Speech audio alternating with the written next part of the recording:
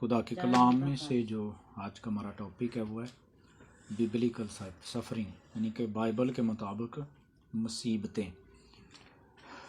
तो हम देखेंगे जो सफरिंग की अकसाम। नंबर 1, ट्रबलसमनेस, जिसका मतलब है परेशानी। फिर सफरिंग यानी कि जिसका मतलब है मुसीबत। फिर ग्रीफ जिसका मीनिंग है गम। और फिर है ऑपरेशन, जिसका मतलब है जबरो सितम। फिर है एप्लीकेशन, जिसका मतलब है मुसीबत। यानी कि ये सारी मुसीबतें जो हैं वो जो कह लें कि एक बाइबल के मुताबिक जो है ये तमाम मुसीबतें। हम एक हवाला पढ़ेंगे, इब्रानियों 12 बाब उसकी 1 आयत से लेकर 8 आयत।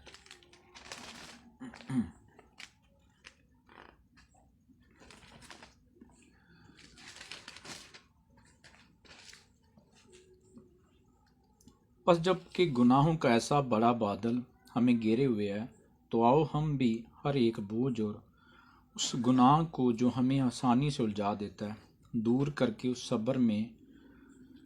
दौड़ में सब्र से दौड़ें जो हमें दरपेश है, और ईमान के बानी और कामल करने वाले यीशु को तकते रहें, जिसने उस खुशी के लिए जो उसकी नज़रों के सामने थी शर्मिंदगी की परवाह न करके सलीब का दुख सहा और खुदा के तख्त की दाहिनी तरफ जा बैठा।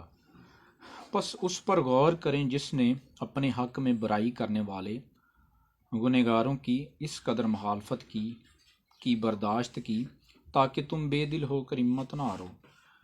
तुमने गुनाह से लड़ने में अब तक ऐसा मुकाबला नहीं किया जिसमें खून बहा हो, और तुम उस नसीहत को भूल गए जो तुम्हें फर्जंदों की तरह की जाती है कि ऐ मेरे बेटे, खुदावंद की तंबीह को हकीर न चीज़ ना जान, और जब वो तुझे मलामत करे तो बेदिल ना हो, क्योंकि जिससे खुदावंद मोहब्बत रखता है उसे तंबीह भी करता है, और जिसको बेटा बना लेता है उसके कोड़े भी लगाता है। तुम जो कुछ दुख सहते हो वो तुम्हारी तरबियत के लिए है। खुदा फर्जंद जानकर तुम्हारे साथ सलूक करता है। तुम जो दुख सहते हो वो तुम्हारी तरबियत के लिए खुदा फर्जंद जानकर तुम्हारे साथ सलूक करता है। वो कौन सा बेटा है जिसे बाप तंबीह नहीं करता, और अगर तुम्हें वो तंबीह ना की गई जिसमें सब शरीक हैं, तो तुम हरामजादे ठहरे ना के बेटे। आमीन। 5 आयत के मुताबिक जो है खुदा की तंबीह को हमने हकीर नहीं जानना। जब 6 आयत पढ़िए तो उसके मुताबिक जो है खुदा जिसको बेटा बनाता है उससे तकलीफ भी रखता है, शदीद तकलीफ में रखता है उसको। हाँ, जब हमें मुसीबतों का सामना पड़े 6 आयत के मुताबिक करना पड़े तो हमने कहना है कि खुदा हमसे मोहब्बत रखता है। जैसे हाँ जी, 7 आयत के मुताबिक जब हम मुसीबत में होते हैं तो खुदा रूहानी तौर पर हमें देख रहा होता है। जो दुख हम सहते हैं वो हमारी तरबियत के लिए है।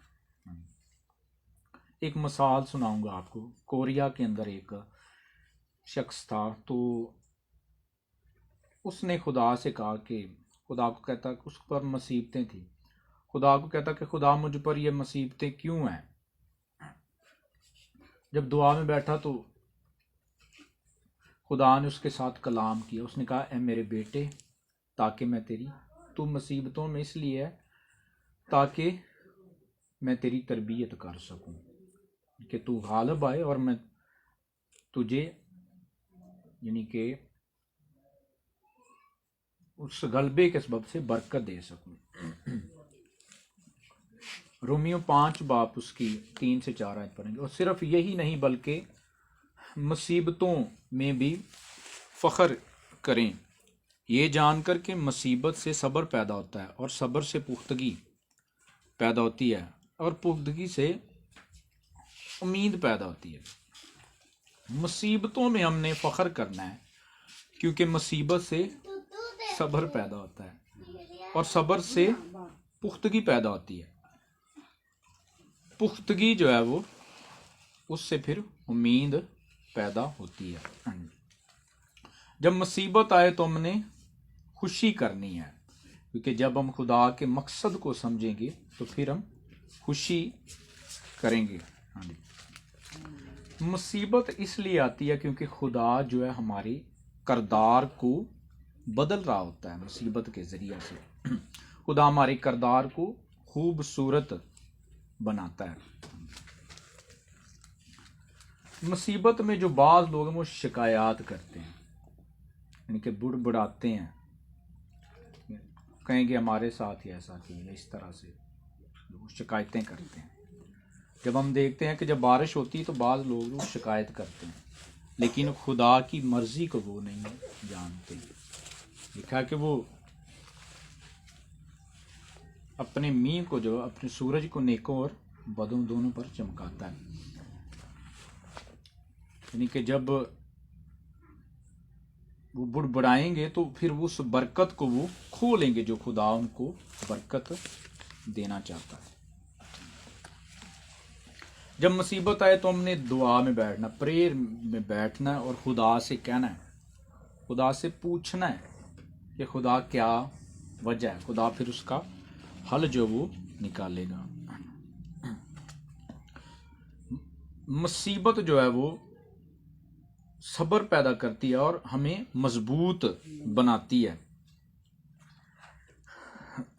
अगरचे गिर जाएं तो सब्र की वजह से हम उठ खड़े होंगे। सब्र की जो कुव्वत है वो हमें उठा खड़ा करेगी। हाँ जी,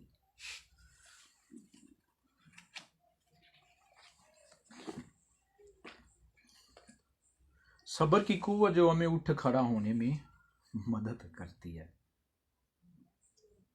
क्यों लोग जो वो सब्र की कुव्वत नहीं रखते?